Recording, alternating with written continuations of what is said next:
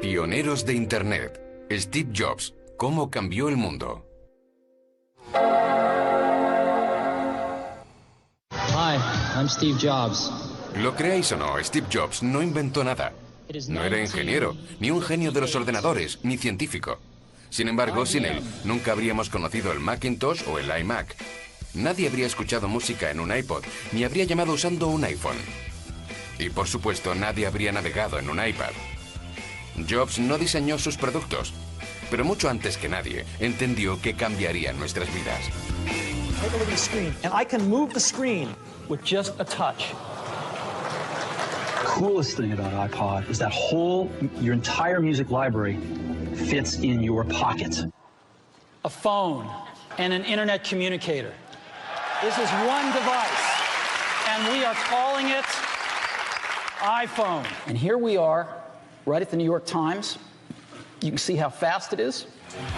Presentaba cada nuevo producto como una visión del futuro y lo hacía atractivo para todo el mundo.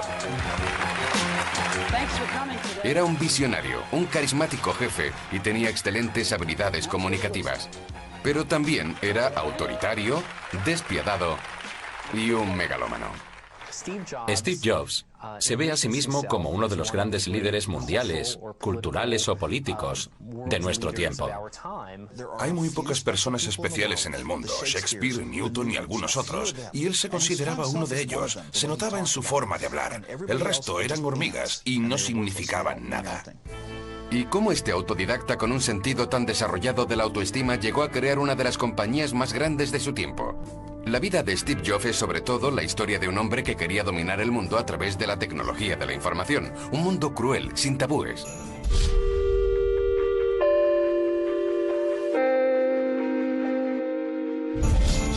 Steve Jobs nació en San Francisco, California, el 24 de febrero de 1955. No tuvo un gran comienzo, ya que sus padres biológicos le abandonaron al nacer.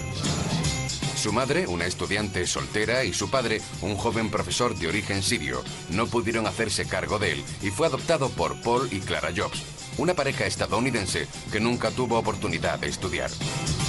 Pero los Jobs hicieron lo posible por enviar a Steve a la universidad.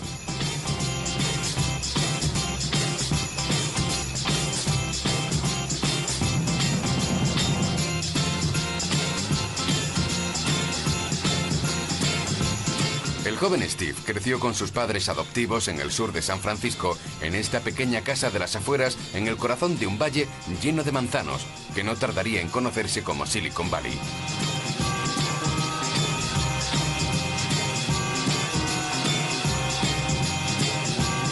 Pero lo mejor estaba por venir.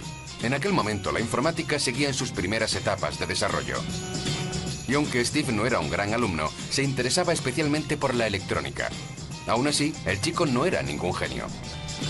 Era un amateur, un aficionado, un entusiasta de la electrónica, pero no era una mente brillante en los aspectos técnicos.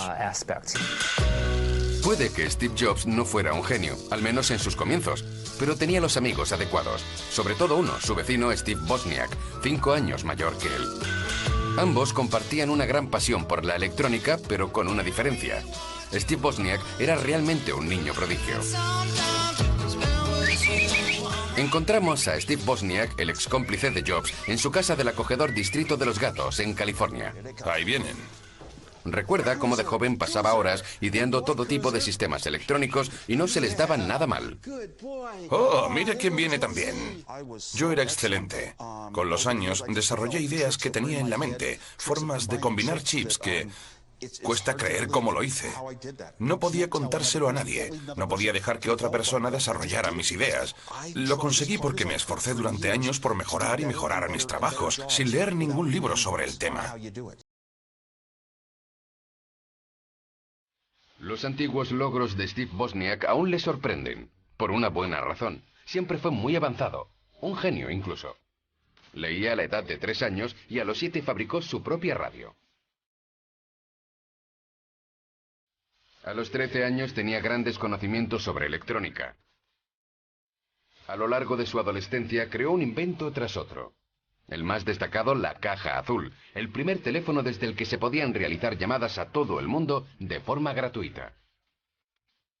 Se insertan unos códigos de señales en el teléfono y este comienza a utilizar las líneas telefónicas haciendo llamadas de forma gratuita. El sistema de telefonía comienza a conectar con números de todas partes, sin cargos. El teléfono funcionaba perfectamente, pero resultó ser ilegal, por lo que Wozniak no podía hacer nada con él. Unos años más tarde, inventaría la máquina del futuro. Veámosla.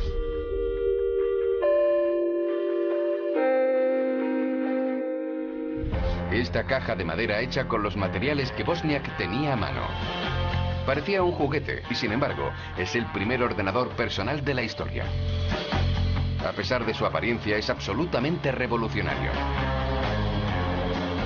Se remonta al año 1976, una época en la que los ordenadores aún tenían este aspecto. Enormes máquinas que llenaban salas enteras, sin teclados, sin pantallas, muy lejos de los ordenadores de hoy en día. En comparación con esta enorme máquina, la versión de Steve Wozniak supuso un espectacular avance. Pero como ya era habitual, Wozniak no vio el alcance de su invención, hasta el día en que se la muestra a sus amigos, y en particular a Steve Jobs. Estaba trabajando en el diseño y quería mostrar lo que tenía.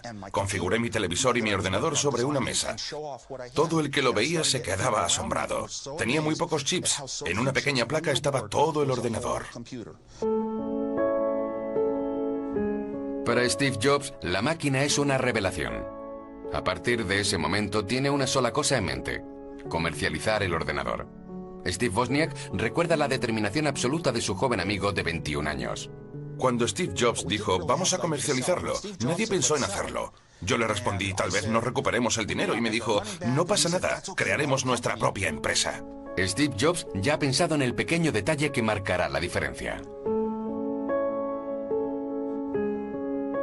Se le ocurrió el nombre de Apple Computer, un nombre increíble. Apple. ¿De dónde surgió esa idea? Steve Jobs estuvo muy influenciado por el movimiento hippie, así como por un viaje místico que hizo a la India. En la década de 1970, Steve aspiraba a los ideales de la generación que quiso cambiar el mundo. Manifestaciones de protesta, música, drogas, lo probó todo. Para divertirse, su grupo de amigos se reunía en una comuna situada en una granja y comían manzanas. Dan Kotke lo recuerda así. Steve, mi novia, yo y otros amigos nos alojábamos en aquella granja. Era un huerto de manzanas y pasábamos el tiempo recolectándolas, ya que en aquella época éramos frugívoros. Nos alimentábamos de manzanas. Inspirado por el movimiento hippie y como homenaje a Isaac Newton, que descubrió la gravedad tras caerle una manzana en la cabeza, Steve Jobs la elige como logotipo. La mordedura del lado derecho se hizo para evitar que la confundieran con un tomate. Todo lo que el joven gerente hippie necesita ahora es encontrar clientes interesados en su revolucionario ordenador llamado Apple I. Rápidamente, Jobs recibe su primer pedido de 100 unidades de Byte Shop, una de las primeras tiendas especializadas en ordenadores que acaba de abrir en Silicon Valley. El biógrafo Owen Lindsmayer recuerda la extraordinaria presentación de venta que hizo Steve Jobs aquel día, a pesar de su imagen hippie. Era un joven hippie con sandalias, pantalones cortos y barba, que pidió un crédito de 30 días de varios miles de dólares para poder construir un ordenador que no se había probado en una industria inexistente. En aquel momento no existía la industria de los ordenadores personales. Solo estaban aquellos chicos y sus sueños en un garaje.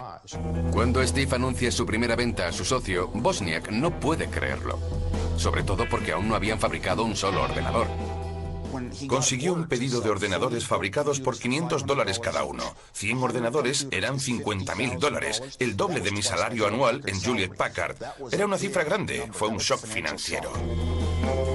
Con los primeros $50.000 aún deben fabricar los equipos y lo hacen con los recursos que tienen a mano. Contratan a su amigo de sus años hippies, Dan Kotke, quien se convierte en el primer empleado de Apple. 29 años después, Dan nos lleva a su primer puesto de trabajo. Esto es Cupertino. Casi hemos llegado. Aquí está Chris Drive. Y el viaje merece la pena. Una de las empresas más grandes del mundo comenzó aquí, en la casa de los padres de Steve Jobs, en casa de papá y mamá. Aquí es donde me alojé en el verano del 76. Apple Computers comenzó en el dormitorio de la hermana de Steve, al fondo de la casa, pero luego se trasladó a la sala de estar. Lo cierto es que empezamos a construir el Apple I en la mesa del salón y luego nos mudamos al garaje. Dan trabajó durante varios meses en este garaje, que se ha convertido en un lugar legendario de Estados Unidos. Dan no es un manitas y tampoco un genio de los ordenadores, tampoco lo es Jobs, pero contrata a Dan para hacer las soldaduras por $3.25 la hora. No es un mal salario para un humilde técnico en esa época. En aquel momento yo no sabía nada de ordenadores, así que simplemente hacía lo que me decían. Steve y Steve tenían un plan detallado de todo, y yo no tenía ni idea de nada. Yo solo trataba de ayudar. Fabricando sus productos en un garaje con unos gerentes hippies, los primeros pasos de Apple son algo extravagantes. Pero el Apple I recibe el elogio de la crítica y en unos pocos meses la empresa vende más de 200 unidades. No está mal para un ordenador que hasta ahora ha sido dominio exclusivo de los cerebritos de la tecnología de la información. Apple I es algo básico e incluso se vende sin pantalla, lo que significa que los usuarios tienen que conectarlo a una pantalla de televisión. Manejarlo requiere conocimientos tanto de informática como de bricolaje. El Apple I no se puede llamar ordenador personal, porque había que ser técnico para instalarlo. Había que conectar los cables de acuerdo con los diagramas que imprimimos en una hoja de papel. Después, conectarlo a un monitor de televisión y averiguar qué transformadores comprar para obtener los voltajes adecuados para el ordenador. Había que tener conocimientos para montarlo.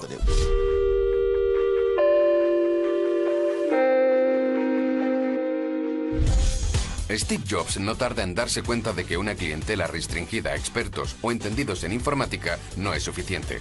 Su ambición es vender ordenadores al público general, así que pide a Wozniak que perfeccione su invento y lo haga accesible a más gente. Wozniak se pone a trabajar y obtiene el fruto de su trabajo un par de semanas después, el Apple II. Estos son todos los códigos que hacen funcionar al Apple II. Todos los códigos sin un solo error. Debes sentirte muy orgulloso. No sé cómo lo hice. No sería capaz de volver a hacerlo. Sí, estoy orgulloso. Lo estoy. Sí. Si Wozniak no tiene ni idea de cómo lo hizo, Steve menos aún. Pero sí tiene algo de lo que los demás carecen: visión. En primer lugar, tiene mucho que ver con el diseño. El Apple II pierde esa burda apariencia y se presenta en una caja de plástico con un monitor y una unidad de disco. Jobs acaba de transformar una máquina extraña en un objeto de consumo masivo. El Apple II fue revolucionario en el hecho de que fue el primer ordenador de su tiempo que se vendía completo. Listo para usar, nada más sacarlo de la caja. Era un auténtico dispositivo de consumo. Todo lo que resta ahora es convencer a las familias estadounidenses de que adquieran este producto del futuro para sus hogares. Y Steve Jobs tiene la solución a ese problema: la publicidad. Esta es su primera campaña. El Apple II se representa en el centro de la vida familiar. Desde la comodidad de su propia cocina, el propietario del Apple II puede comprobar sus acciones en el mercado de valores. A finales de 1970, eso es algo que aún pertenece al reino de la ciencia ficción. Y ahí es donde reside la genialidad de Steve Jobs, en llevar la tecnología a nuestra vida cotidiana, 20 años antes de la era de Internet, convirtiéndose en el primer hombre en imaginar productos sencillos, útiles y entretenidos que cambiarán para siempre nuestras vidas. Es 1979 y el joven ingeniero Andy Herfeld acaba de ser contratado por Jobs. Andy recuerda el vertiginoso éxito del nuevo ordenador nada más salir a la venta. Vender 1000 ordenadores mensualmente fue un gran éxito para Apple. Estaban encantados de vender 1000 unidades al mes en 1978. Los dos fundadores posan con orgullo para la posteridad. A principios de los años 80, su aventura se ha convertido en una historia de éxito. 4 años después de comenzar en un garaje, la pequeña empresa se ha convertido en un nombre clave de Silicon Valley. El Apple II ha conquistado Estados Unidos. Se han vendido 300.000 unidades y ahora incluso se utiliza en los colegios. Los estudiantes estadounidenses aprenden informática en el Apple II.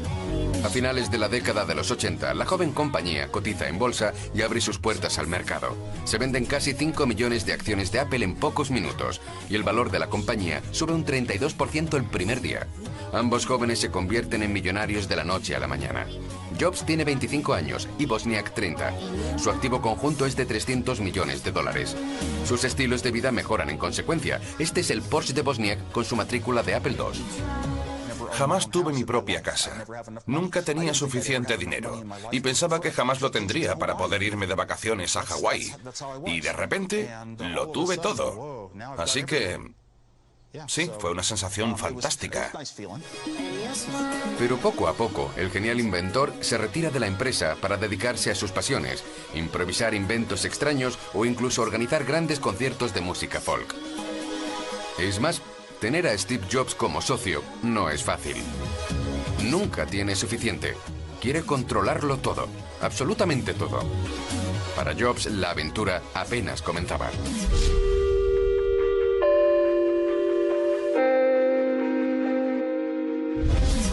El joven jefe de la empresa se convierte en el favorito de los medios de comunicación. Icono de una nueva generación, aparece en las portadas de las principales revistas que lo presentan como un gurú de Silicon Valley. Y su aura se extiende a través del Atlántico. Así fue presentado en la televisión francesa en los años 80. El ejemplo a seguir, el objetivo de alcanzar, es el del empleado que se hace millonario creando su propia empresa. Tal es el caso de Steve Jobs, inventor de los microordenadores Apple. Apareció en la portada de la revista Time a los 27 años. Su fortuna estaba valorada en cientos de millones de dólares. Era un héroe cultural a sus 20 y pico años. Steve Jobs, que no era exactamente modesto, se convertiría en un auténtico megalómano. Su objetivo era convertirse en el líder indiscutible del mundo de la tecnología. Cualquier cosa por debajo de eso sería inaceptable. En 1981, el sector de la tecnología está dominado por IBM, por entonces una de las mayores multinacionales del mundo. Con más de 350.000 empleados, fabrica la mayoría de los sistemas de ordenadores centrales del mundo. Sin embargo, ese año IBM decide introducirse en el mercado de los ordenadores personales con el lanzamiento del IBM PC, en gran parte inspirado en el Apple II. ¿Conseguirá este gran competidor socavar la reciente supremacía de Apple? La respuesta de Jobs y su equipo es un rotundo no. No creyeron ni por un momento en el futuro del PC de IBM e incluso lo celebraron con un zumo de frutas. Corrimos a comprar uno e inmediatamente nos pusimos a desmontarlo. Cuando vimos lo pobre que era su diseño, empezamos a reírnos. Cuando la gente de Apple vio el ordenador de IBM, dijeron, esta máquina es una porquería, no hace nada interesante. No tiene las capacidades gráficas del nuestro, ni un sistema operativo como este. No tiene software, solo es una caja fea e inservible. Sin embargo, a pesar del desprecio de Steve Jobs por el PC, este se vende bien. Incluso invade la cuota de mercado del Apple II, pero su éxito se reducía a tan solo 3 letras. Pero esa caja fea e inservible tenía las letras IBM en ella. Y para mucha gente en ese momento, IBM era una apuesta segura y estaban dispuestos a comprar IBM por encima de cualquier cosa, independientemente de lo buena que fuera la competencia. Dolido en su orgullo, Steve Jobs decide reaccionar. Convencido de su superioridad, quiere aplastar a IBM. Se convierte en su obsesión. Y para combatir en esta guerra, contrata a un empresario. Pero no a uno cualquiera, sino a John Scully, director ejecutivo de Pepsi-Cola. Un hombre famoso por aplastar a una gran competencia, Coca-Cola. La colaboración de estos dos hombres se convierte en noticia de primera plana. Su plan para derrotar a IBM incluso acapara los titulares de Business Week. Steve Jobs no tiene ninguna duda, como se aprecia en el modo en el que pidió a Scully que se uniera a su equipo. La historia de cómo Steve Jobs convenció a John Scully de que se uniera a Apple se ha hecho famosa. Le dijo, ¿quieres seguir vendiendo agua azucarada o quieres tener la oportunidad de cambiar el mundo? Cambiar el mundo. Tal era la misión de Steve Jobs. Y haría todo lo posible para que eso sucediera, sin importar el coste. Steve Jobs se dedica al 100% a la realización de un gran proyecto. Un ordenador tan vanguardista que superaría a su competidor de IBM para siempre. Su nombre, Macintosh. Para diseñarlo, exige la entrega total de sus equipos. Los ingenieros de Apple deben estar dispuestos a sacrificarlo todo. Para Andy Hertzfeld, no todos son recuerdos felices. Se acercó y me dijo, tengo buenas noticias para ti. Vas a trabajar en el Mac. Le dije, genial, dame un día para terminar esto que estoy haciendo del Apple II. Y me contestó, ¿de qué hablas? ¿Hay algo más importante que trabajar en el Macintosh? Y le dije, ¿mi proyecto del Apple II? Entonces dijo, no sirve para nada, ponte a trabajar en el Macintosh ya. Entonces cogió mi Apple II y desenchufó el cable, por lo que perdí todo en lo que había estado trabajando. Pero no lo dejó ahí. Se marchó y se llevó el Apple II con él. Empujaba a sus empleados hasta el límite. Hay una anécdota famosa y es que hizo camisetas para el equipo Macintosh en las que ponía, trabajo 90 horas a la semana y me encanta. Semanas laborales de 90 horas. Después de 3 años a este frenético ritmo, el Macintosh por fin está listo. La fecha de lanzamiento prevista, enero de 1984. Sin embargo, 1984 es también el título de una novela de George Orwell, un libro futurista que denuncia una gran sociedad totalitaria dominada por un dictador, el Gran Hermano. Steve Jobs quiere usar su mensaje y convence a Ridley Scott de que ruede un anuncio. Let's show them why 1984 won't be like 1984. Muestra a una multitud de personas sin expresión, grises, caminando como robots hasta un auditorio donde escucharán el discurso del Gran Hermano. Todo encaja en la visión que tiene Apple del mundo con IBM como el Gran Hermano y ellos como salvadores. Los esclavos del anuncio representan a los empleados condenados a utilizar ordenadores IBM en su compañía. Mientras que la joven deportista rebelde representa a Macintosh, obviamente.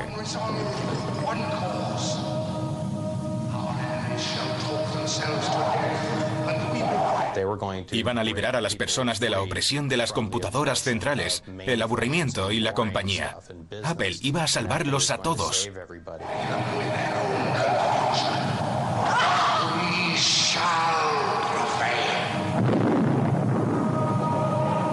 On January 24th, Apple Computer will introduce Macintosh. And you'll see why 1984 won't be like 1984. La razón por la que el Macintosh no aparece en este anuncio es porque Steve Jobs quiere tener el privilegio de presentar su creación al mundo entero. Andy Hertzfeld recuerda aquel famoso 24 de enero de 1984, el día en que se presentó el Macintosh. Espero que puedas ver todo el auditorio como yo. Todo el mundo enloqueció. Ese día, ante un auditorio lleno y frenético, Steve Jobs organizó su propia consagración. You've just seen some pictures of Macintosh. Now I'd like to show you Macintosh in person. En un espectáculo al estilo estadounidense, para su gloria y la de su creación, se dispone a demostrar su avance tecnológico, logrando al fin que la interacción con el ordenador sea más humana. En pantallas gigantes descubrimos su capacidad de animación y gráficos. Por primera vez, un ordenador permite incluso dibujar. A modo de ilustración, un retrato de sí mismo, Jobs se muestra más megalómano que nunca. Escuchad lo que programa en su máquina. Right now, I'd like to sit back and listen. So it is with considerable pride that I introduce a man who's been like a father to me, Steve Jobs. Steve Jobs apenas puede ocultar su emoción, convencido de que su bebé le permitirá aplastar a IBM y llegar a ser, por supuesto, el amo del mundo. ¿Habéis visto eso? ¿Cómo está prácticamente llorando? A los 29 años, Steve Jobs está en el pináculo de su gloria. El Mac y su presentación son un golpe de genio.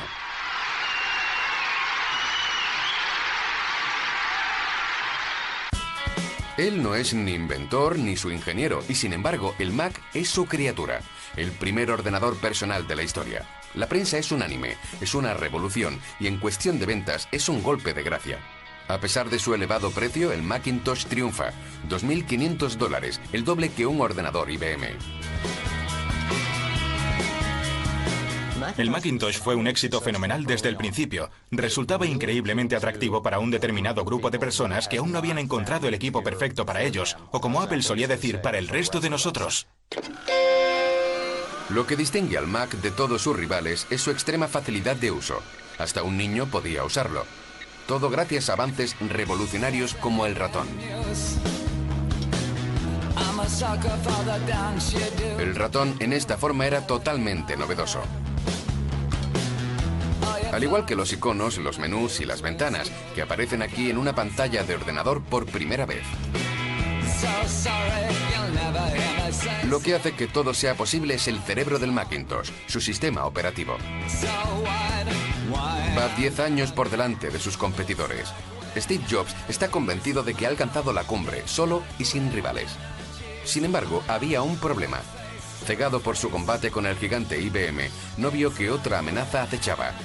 Su nombre: Bill Gates, un joven genio de la informática.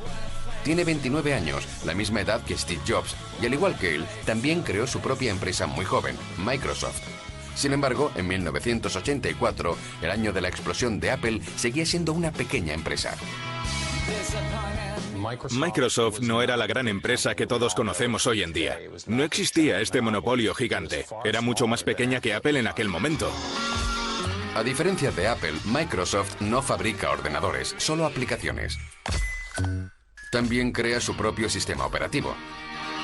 Sin embargo, Bill Gates está impresionado por el sistema de equipamiento del Macintosh. Incluso lo alaba públicamente.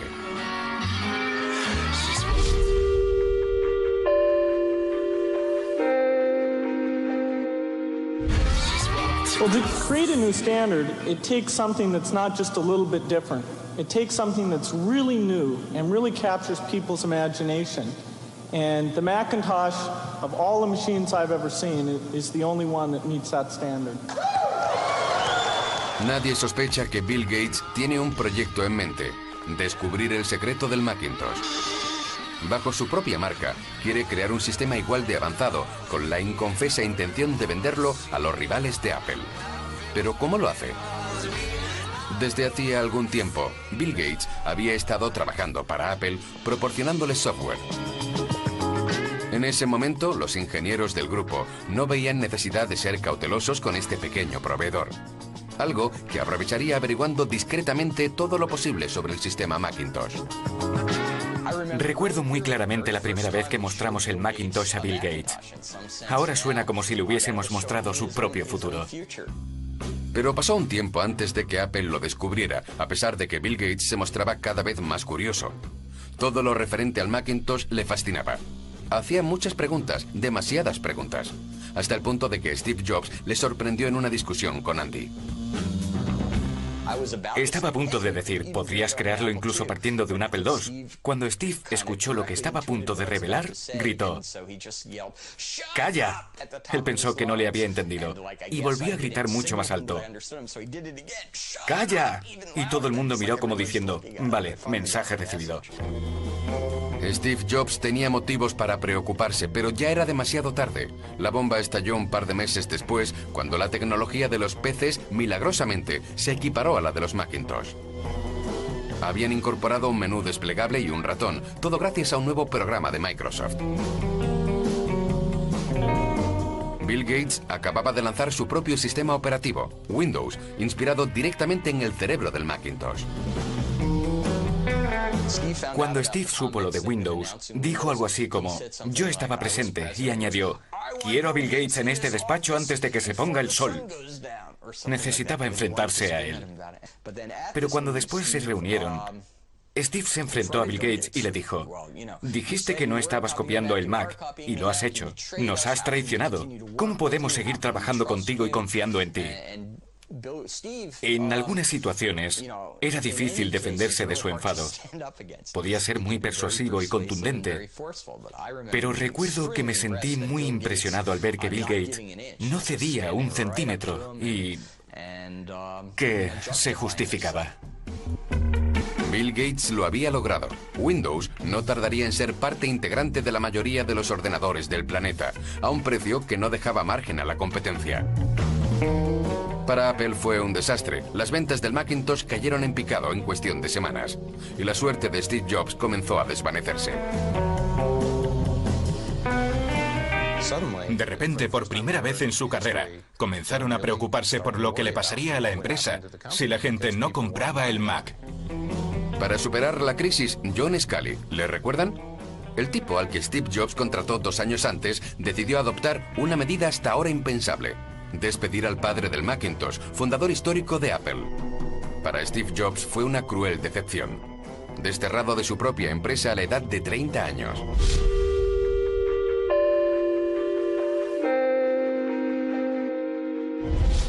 Lo que pasó era impensable. Realmente fue, bueno, era algo que nadie esperaba, porque era una figura esencial para la empresa. Pero tenía sentido.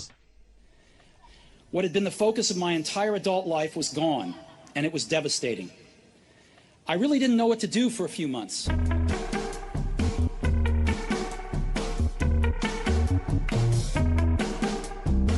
Es 1985 y Steve Jobs incluso considera dejar Silicon Valley para siempre y dedicarse a otra cosa.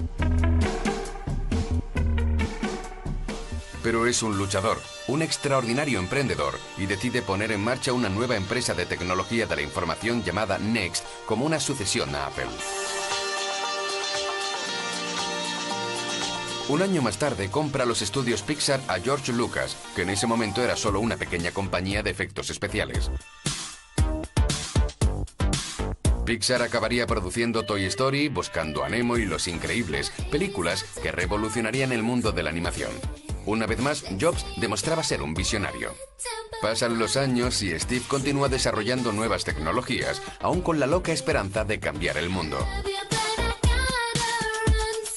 Nos reunimos con él en 1992 en sus nuevas oficinas de Silicon Valley. Y como vais a ver, ya entonces imaginaba cómo sería el siglo XXI. What is my dream today? This is a very French question. I guess I think computers are just in their infancy today. So maybe they've come this far in the last 30 years. Everyone having a computer isn't enough anymore. We have to have them start to work together to do some amazing things. Steve Jobs, tan visionario como siempre, con solo 37 años, aún tiene tiempo para crear todo lo que tiene en mente. Mientras tanto, a mediados de los 90, Bill Gates ha ocupado su lugar. Su compañía, Microsoft, controla la industria de la tecnología de la información. Es una descomunal potencia económica, casi un monopolio. El 97% de los ordenadores del mundo funcionan con su sistema Windows. Por otro lado, desde la marcha de Steve Jobs, Apple ha seguido perdiendo terreno. La marca necesita urgentemente una reforma. Su cuota de mercado se derrumba con solo el 3%. El 5 de febrero de 1997, un titular Business Week reza: la caída de un icono estadounidense. Apple caía en picado hacia su desaparición. Había pasado por una serie de directores y ninguno de ellos había tenido éxito. La gente perdió la confianza en la marca. Incluso los clientes más leales y fanáticos comenzaban a optar por los PCs. En ese momento, Apple acababa de contratar a un nuevo director general, Gilbert Amelio. John Sculley, enemigo acérrimo de Jobs, fue despedido. Gilbert Amelio decide arriesgarlo todo y juega su última carta llamando al hombre del momento, el gurú de los comienzos de la compañía, símbolo de la edad de oro de Apple, Steve Jobs. Ahora tiene 42 años y, como siempre, la cabeza llena de ideas.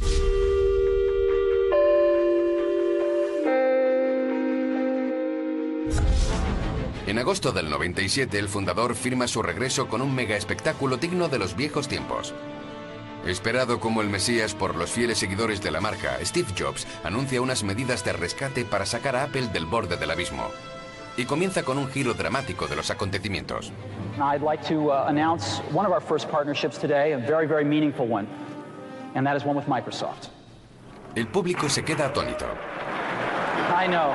Algunos piensan que es una broma, pero Steve Jobs se muestra serio. Rather than repeating history, I'm extremely proud of both companies that they have resolved these differences in a very, very professional way. And I happen to have a special guest with me today via satellite downlink. And if we could get him up on the stage right now. Y aquí está su invitado especial, el hombre que lo traicionó unos años antes, Bill Gates. Good morning. Para el público, Gates es el diablo encarnado. Some of the most exciting work that I've done in my career has been the work that I've done with Steve on the Macintosh. Los archienemigos han hecho lo impensable, firmando un acuerdo secreto y resolviendo sus diferencias. Steve Jobs retira todos los procedimientos legales en contra de Bill Gates, a quien había acusado de copiar su Macintosh. Por su parte, Bill suministra a Steve programas para sus ordenadores y un fabuloso cheque de 150 millones de dólares. Se parece mucho a un pacto con el diablo, pero Steve Jobs está dispuesto a cualquier cosa para rescatar a Apple del borde del abismo. Pero sobre todo, y lo que es más importante, resucitar la marca. Y nadie pudo hacerlo mejor que Steve Jobs, porque sus mayores activos y sus armas letales son los productos que vende. And so, this is how we're going to re-enter the consumer market. Parecen gigantescas pelotas translúcidas. Llamativos colores para reinventar al fracasado Macintosh, que los convierte en una oferta mucho más atractiva que el aburrido PC gris. Tecnológicamente hablando, tampoco es inferior. Sin torre, ni disco duro, con un módem interno y una interfaz fácil de usar incluso para los niños. Todo dentro del monitor. Y además, se vende por $1.300. La gente ahora puede permitírselo. Su nombre es el iMac. Because we want to be the computer company that makes the best and coolest computers in the world for you. Steve Jobs, el hijo pródigo, tiene un regreso triunfal. Su nuevo bebé, el iMac, anuncia la era de Internet y se venden como rosquillas. Apple vuelve a la carrera.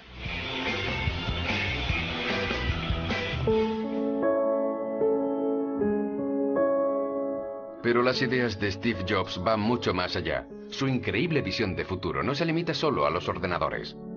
Habiendo democratizado la informática, Apple se lanza audazmente al mercado del entretenimiento masivo. La música es su nuevo patio de recreo. Y Jobs saca un pequeño y curioso dispositivo para escucharla. La fecha es 23 de octubre de 2001. There it is, right there. It's called iPod. Coolest thing about iPod is that your entire music library fits in your pocket. Never before possible. Tras la invención del Macintosh, esta es la segunda gran revolución de Apple. El iPod, el pequeño reproductor portátil de música, se convierte en un objeto de culto y un auténtico fenómeno cultural. Cambia la forma en que escuchamos la música. Hola. Hola, estamos haciendo un reportaje para la televisión francesa sobre el iPod. Solo quería preguntarte si te gusta. Tengo toda mi música aquí dentro. Puedo llevarla donde quieras, sí.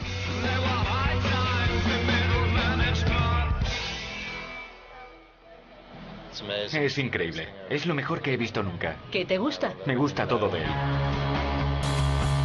El iPod disfruta de un éxito extraordinario y rápidamente se convierte en el reproductor digital portátil número 1 del mundo. Apple ya ha vendido 275 millones. Y junto con el iPod viene el iTunes, la inseparable aplicación para la gestión de su música que Steve Jobs vende online. Lo que es más, Apple fija los precios.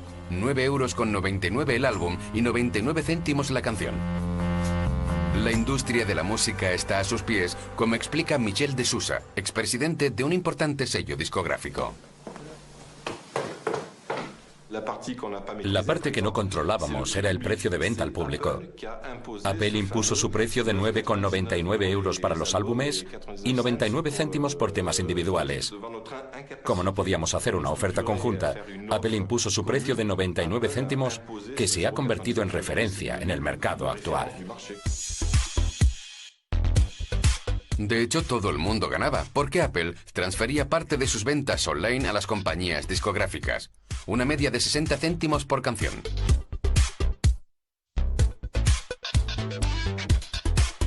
Gracias a su catálogo, un año después de su lanzamiento, iTunes vende más de 50 millones de canciones, 500 millones al año siguiente y más de 10.000 millones en la actualidad. Y eso no es todo. Apple tiene otras ideas revolucionarias en desarrollo. Sin embargo, una inesperada revelación afecta profundamente el curso de los acontecimientos. En junio de 2004, Steve Jobs anuncia que padece cáncer de páncreas. Un grave tumor con muy mal pronóstico. Pero Jobs es un luchador y vive cada día como una oportunidad más para saborear la vida al máximo. Al año siguiente, en junio de 2005, la Universidad de Stanford nombra a Jobs, el hombre autodidacta, doctor honoris causa. Jobs se dirige a un público cautivado hablando sobre la muerte, pero dándole de hecho una lección de la vida. Remembering that I'll be dead soon is the most important tool I've ever encountered to help me make the big choices in life. Aconseja a los estudiantes que no dejen sus vidas pasar y que persigan activamente sus sueños. Your time is limited. So don't waste it living someone else's life. Have the courage to follow your heart and intuition. Stay hungry, stay foolish. Thank you all very much. Es un precepto que Steve Jobs siguió toda su vida. Pero el 12 de junio de 2005 sabe que sus días están contados y su urgencia por finalizar su inacabada obra maestra es mayor que nunca.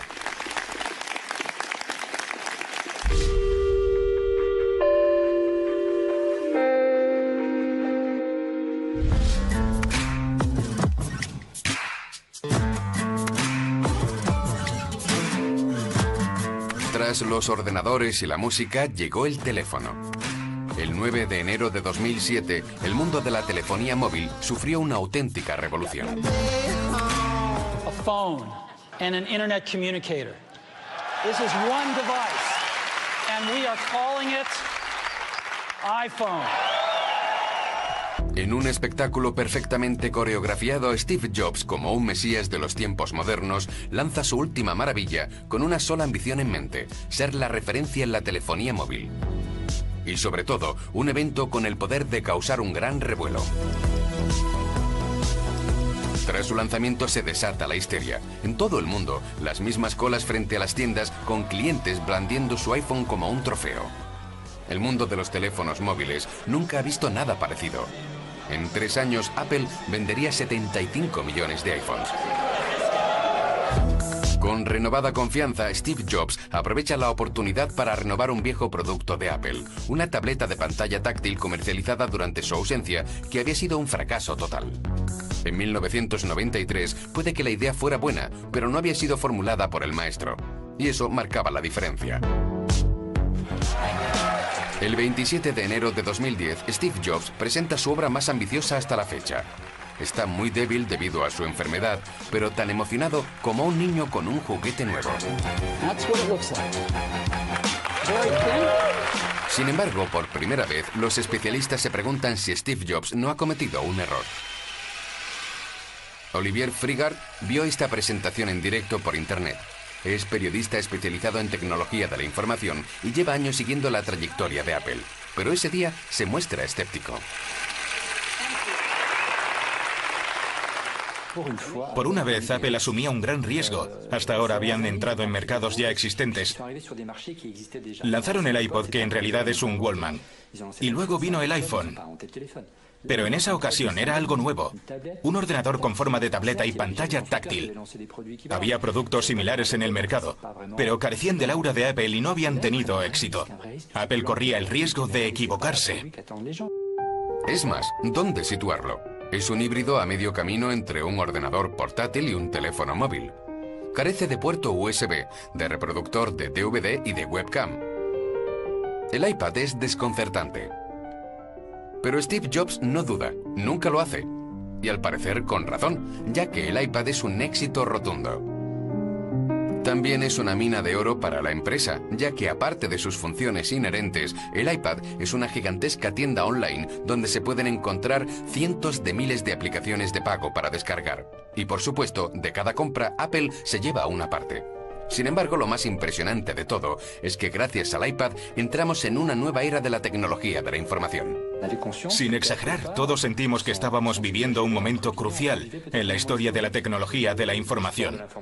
Lo que estábamos presenciando era tal vez la muerte del ordenador, con una nueva generación de productos accesibles a todo el mundo. Con el Mac, el iMac, el iPod, el iPhone y el iPad, Steve Jobs logró cumplir parte de su sueño.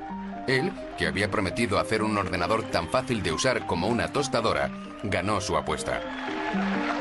Lograr que la tecnología de la información sea parte de nuestra vida cotidiana.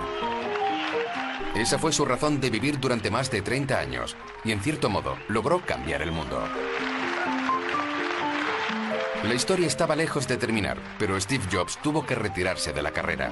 El 2 de marzo de 2011 hizo su última presentación ante un emocionado público.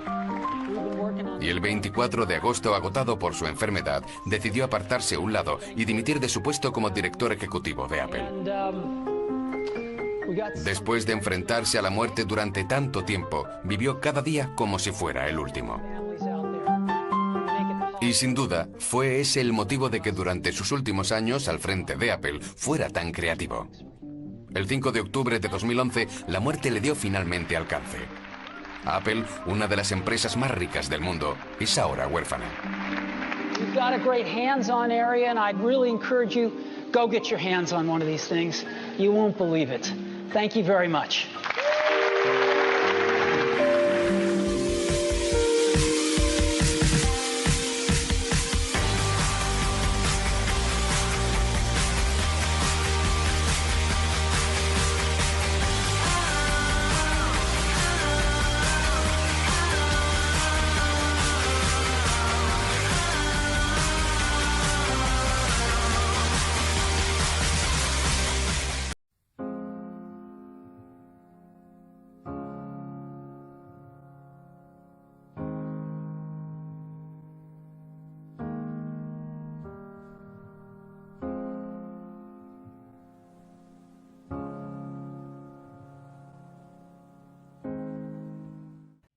Steve Paul Jobs nasceu em 1955 e morreu em 2011.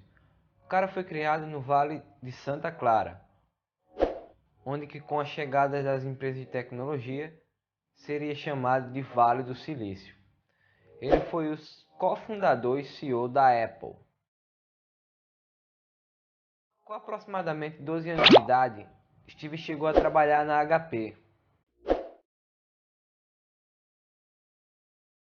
onde lá que com o tempo ele chegaria a conhecer Steve Wozniak, um amigo que mudaria a trajetória da vida dele para sempre. E logo os dois se tornaram amigos. E a primeira invenção deles foi um telefone que fazia ligações de graça para qualquer lugar do mundo. Somente os caras eram fodasticamente foda. Fatality.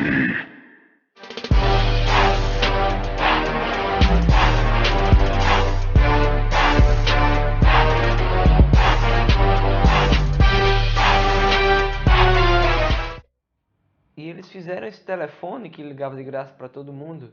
E eles chegaram a ligar para o Papa. Você tem noção? Os caras ligaram para o Papa. Vamos conferir aí no vídeo. So we became fast friends and started doing projects together. We read about the story in Esquire magazine about this guy named Captain Crunch, who could supposedly make free telephone calls. You've heard about this, I'm sure. And we were captivated. How could anybody do this? And we thought it must be a hoax. And we started looking through the libraries, looking for the secret tones that would allow you to do this. And it turned out we were at Stanford Linear Accelerator Center one night, and way in the bowels of their technical library, way down at the shelf, in the corner bottom rack, we found an AT&T technical journal that laid out the whole thing. And it's another moment I'll never forget. When we saw this journal, we thought, my God, it's all real. And so we set out to build a device to make these tones. And the way it worked was, you know when you make a long distance call, you used to hear doo-doo-doo-doo-doo-doo, right in the background? They were tones that sounded like the touch tone you could make on your phone, but they were different frequencies, so you couldn't make them. It turned out that that was the signal from one telephone computer to another, controlling the computers in the network. And AT&T made a fatal flaw when they designed the original telephone network, digital telephone network, was they put the signaling from computer to computer in the same band as your voice, which meant that if you could make those same signals, you could put it right in through the handset. And literally, the entire AT&T international phone network would think you were an AT&T computer. So after 3 weeks, we finally built a box like this that worked. And I remember the first call we made was down to LA, so one of Woz's relatives down in Pasadena. We dialed the wrong number. But we woke some guy up in the middle of the night, and we were yelling at him like, "Don't you understand? We made this call for free." And this person didn't appreciate that. But it was. Said you called the Pope. Yeah, we did call the Pope. He pretended to be Henry Kissinger. And we got the number of the Vatican, and we called the Pope. And they started waking people up in the hierarchy, you know, I don't know, cardinals and this and that. And they actually sent someone to wake up the Pope. When finally we just burst out laughing, and they realized that we weren't Henry Kissinger. And so we never got to talk to the Pope, but it was very funny. Back to Atlanta, you know, and you could go around the world. You could go around the world 5 or 6 times, because we learned all the codes for how to get on the satellites and stuff. And then you could call the payphone next door, and so you could shout in the phone, and after about a minute it would come out the other phone. It was miraculous. Steve estudou no Reed College. A liberal arts education values how you come to learn more than necessarily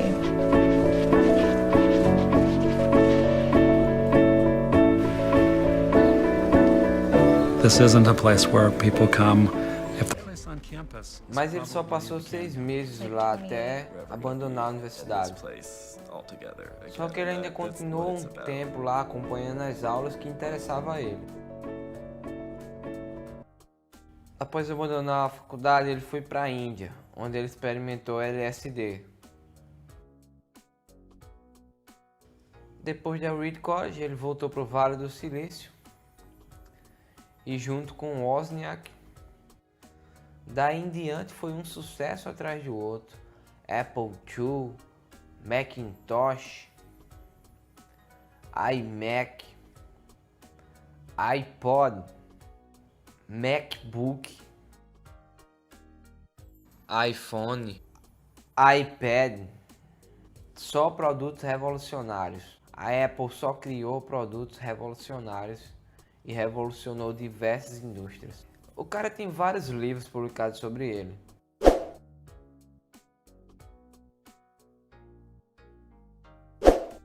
Documentários e também tem vários filmes. Piratas de Silicon Valley em 1999, Jobs em 2014 e Steve Jobs em 2016. São maravilhosos filmes, eu aconselho vocês a assistirem. Só lembrando que após o Macintosh e antes do iMac, Steve foi demitido da própria empresa. O cara foi demitido da própria empresa que ele criou. Que frustrante, né? E nesse período que ele passou afastado da Apple, ele fundou a Next e a Pixar. Woz and I started Apple in my parents' garage when I was 20. We worked hard, and in 10 years, Apple had grown from just the two of us in a garage into a $2 billion company with over 4,000 employees. We just released our finest creation, the Macintosh, a year earlier, and I'd just turned 30. And then I got fired. How can you get fired from a company you started? Well, as Apple grew, we hired someone who I thought was very talented to run the company with me. And for the first year or so, things went well. But then our visions of the future began to diverge, and eventually we had a falling out. When we did, our board of directors sided with him. And so at 30, I was out, and very publicly out. What had been the focus of my entire adult life was gone, and it was devastating. I really didn't know what to do for a few months. I felt that I had let the previous generation of entrepreneurs down, that I had dropped the baton as it was being passed to me. I met with David Packard and Bob Noyce and tried to apologize for screwing up so badly. I was a very public failure, and I even thought about running away from the Valley. But something slowly began to dawn on me. I still loved what I did. The turn of events at Apple had not changed that one bit. I'd been rejected, but I was still in love. And so I decided to start over. I didn't see it then, but it turned out that getting fired from Apple was the best thing that could have ever happened to me. The heaviness of being successful was replaced by the lightness of being a beginner again, less sure about everything. It freed me to enter one of the most creative periods of my life. During the next 5 years, I started a company named Next, another company named Pixar, and fell in love with an amazing woman who would become my wife. Pixar went on to create the world's first computer-animated feature film, Toy Story, and is now the most successful animation studio in the world. In a remarkable turn of events, Apple bought Next, and I returned to Apple, and the technology we developed at Next is at the heart of Apple's current renaissance. Steve Jobs enxergava as coisas de forma diferente. Ele não aceitava as coisas como elas são. Ele era totalmente inspirador.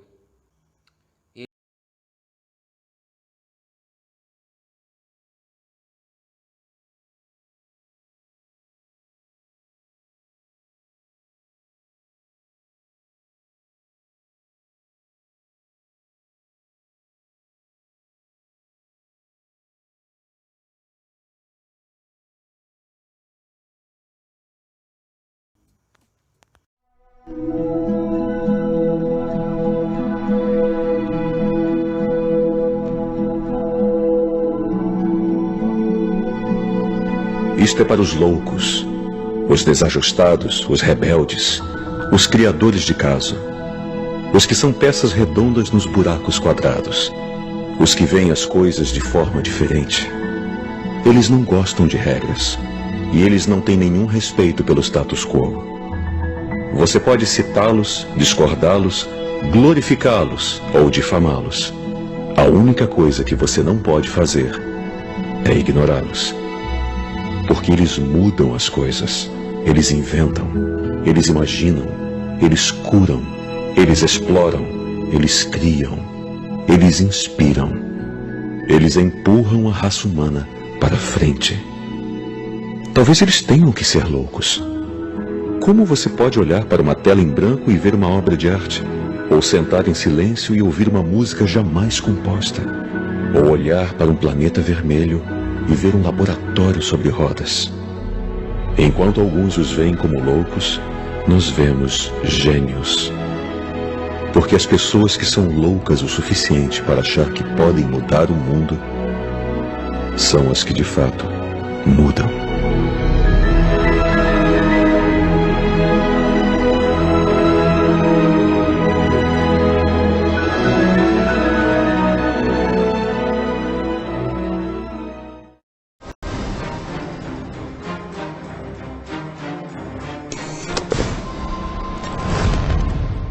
E aí pessoal, tudo bem galera? Começando mais um Cine História.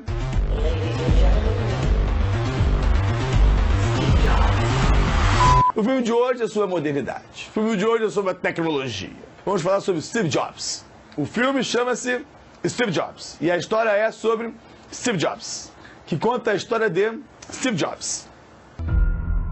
Musicians play their instruments. I play the orchestra. O elenco é com Michael Fassbender, que é aquele ator alemão que eu adoro e que faz um filme que eu amo chamado Shame e 12 anos de escravidão. 2 filmaços, né? E com a Kate Winslet, que faz todos os filmes que você já viu na vida, né? Se você não viu a Kate Winslet no filme, é porque ela, em algum lugar ela passou ali rapidinho, você que não observou, você está desatento. Danny Boyle. Danny Boyle é o diretor de Steve Jobs. Danny Boyle é, pra mim, o top 10. Eu adoro Danny Boyle. Pra mim, um dos melhores filmes da minha vida. Se você é cinéfilo, você não viu, você não é falha de caráter. Você não merece o título de cinéfilo. Cova Rasa. Fantástico, é imperdível, como Transporting, sensacional, do mundo das drogas, das loucuras, né, e tudo mais. Um que eu achava que ia ser chato, mas com o seu Danny Boyle fez um filme bom, 127 horas, né? Quem Quer Ser um Milionário, que já é um filme bem mais comercial, hollywoodiano, né? The comeback of a superstar. Co-founder Steve Jobs. Steve Jobs is returning to Apple. A história é o seguinte, o Steve Jobs não se chamava Steve Jobs, ele se chamava Steven Jobs, só que ele não gostava de Steven, aí virou Steve, ele era Stephen Paul Jobs, nasceu em 55 e morreu em 2011, todos sabem, né, morreu com, teve um problema de câncer, né, ele desenvolveu um câncer no pâncreas e infelizmente faleceu, mas foi um gênio. Steve Jobs, eu vou começar um vídeo desse falando sobre sua morte, porque ele foi um gênio, ele inventou tudo que você possa imaginar. Ele inventou o iPhone, o iPod, o iPad, o iPod, ele inventou tudo que você possa imaginar. He was about humanizing technology in a way that made it extraordinarily easy, intuitive, and an absolute joy and pleasure to use. His gut instinct was his genius. Começou a história desde os anos 70. Ele trabalhava na Atari. Atari marcou minha infância. Atari 2600. Eu adorava Atari. Eu tinha várias fitas de Atari, eu tinha Pac-Man, eu tinha Pitfall, que outro dia saiu inclusive como um dos jogos mais maravilhosos da história do videogame. Ele não tomava banho, né? Inclusive o filme do Ashton Kutcher mostra isso. Boss! What are you working on? The computer terminal that hooks up to the TV for the display.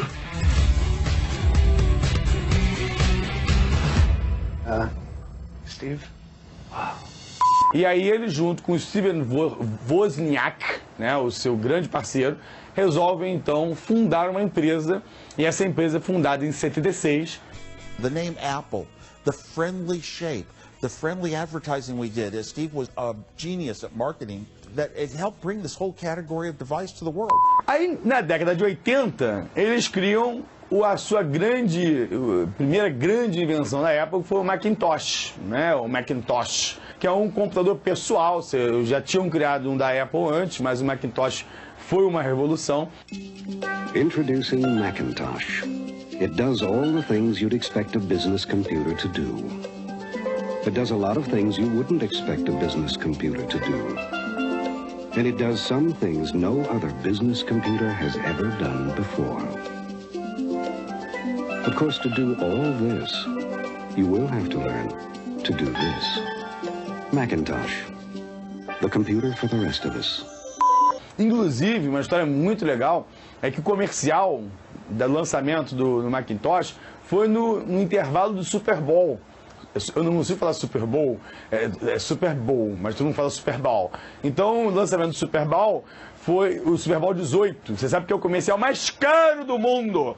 É o comercial mais caro do universo. O segundo custa 3 zilhões de dólares. E aí eles fizeram um comercial produzido pelo Ridley Scott. We shall prevail. On January 24th, Apple Computer will introduce Macintosh. And you'll see why 1984 won't be like 1984. Em 85, ele contrata um CEO para controlar a Apple, que era justamente um executivo da Pepsi, era o CEO da Pepsi. Sempre que eu vou num lugar que eu peço Coca-Cola, a pessoa pergunta, não tem Coca-Cola, pode ser Pepsi? Pode ser. Eu sempre repito o comercial tem isso, pode ser. Então, pode ser Pepsi. E aí o Pepsi entrou. E aí ele já tinha, a Apple já tinha aberto capital para os investidores, ele era apenas um dos donos. E aí, diante de um problema entre ele e o CEO novo, né, o cara da Pepsi, eles bateram de frente e o Steve Jobs foi demitido da própria empresa que ele criou. You're issuing contradictory instructions. You're insubordinate. You make people miserable. The board believes you're no longer necessary to this company. I sat in a garage and invented the future. Because artists lead and hacks ask for a show of hands. E ele falou, esse é o melhor momento da minha vida. Porque neste momento eu estou livre, leve e solto, eu posso criar e eu posso ser de novo Steve Jobs. E ele foi Steve Jobs. E ele diz o seguinte, o futuro vai ser animação digital. Ele vê pouco, né? Ele vê pouco. Ele é um mago, porque ele viu o futuro. I see that people, I see the future, I see... Aí ele... Toy Story. The world is dazzled by the very first release from a small, unconventional film studio called Pixar, with Steve Jobs at the helm. Toy Story estoura. Toy Story Story. E aí ele ganha já $500 milhão com Toy Story. E aí vários outros filmes estão sendo feitos, Procurando Nemo, Monstros S.A. O último foi Carros. My model of business is the Beatles. You know, they were four very talented guys who kept each other's kind of negative tendencies in check. They balanced each other, and the sum was greater than the total was greater than the sum of the parts. And that's how I see business. You know, great things in business are never done by one person. They're done by a team of people, and we've got that here at Pixar. Ele vendeu a Pixar para Disney e se tornou o maior acionista individual da Disney. Olha que coisa interessante. Neste intervalo, ele criou uma empresa chamada Next. E a Apple queria um sistema operacional qualquer. E aí, qualquer não, queria um bom sistema operacional. E aí eles contratam a Next. E isso em 96. E aí em 97, Steve Jobs volta para a Apple para ficar até o final. E aí é que vem. Aí é que vem. The iPod. When they first came out, people were like, oh my God, they're so sleek, they're so sexy. The iPhone. I have an iPhone, which is an extension of me and I love using. The iPad.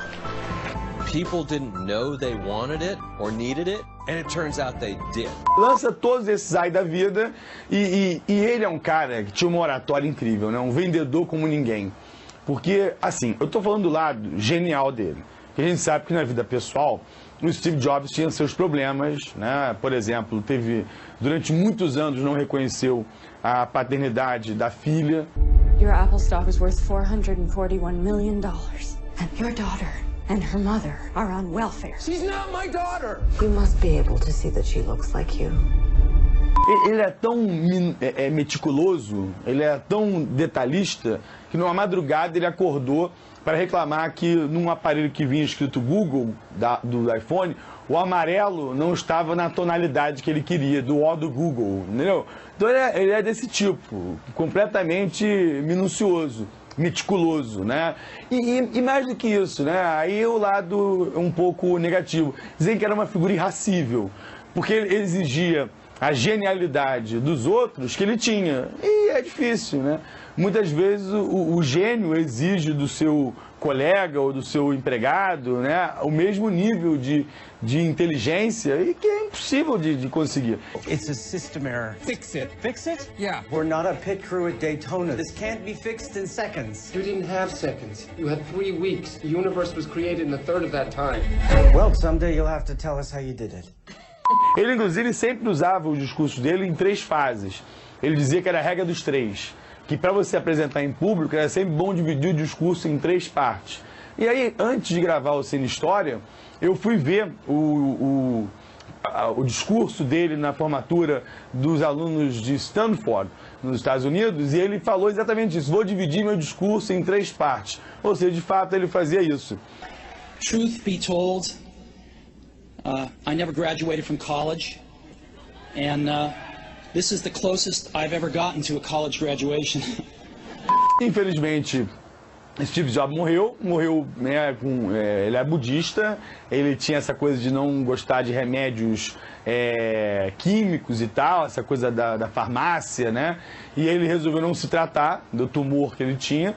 Os médicos sempre afirmaram que se ele tivesse tratado desde o início, ele descobriu o câncer no início, ele poderia ter grandes chances de sobreviver, só que preferiu tratamentos alternativos e isso talvez tenha sido o motivo da sua morte, né? Lógico, o motivo foi o câncer, mas ele poderia ter tido uma chance ali. Ladies and gentlemen, please welcome.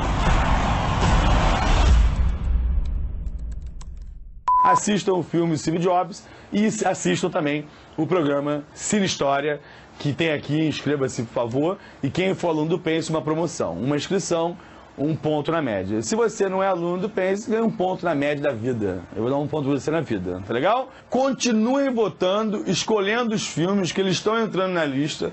Nós hoje fomos com o Steve Jobs, mas estamos vendo lá os filmes, por exemplo, já vimos lá que tem a galera votando em Amadeus, né, que é um filme maneiríssimo mesmo, do Milan Forman, vale a pena falar dele. Tem uma galera votando também nesse outro filme também que eu não lembro. Tem um terceiro maravilhoso, super bem votado também, que eu não vejo a memória agora. Tudo de bom pra vocês, até o próximo programa.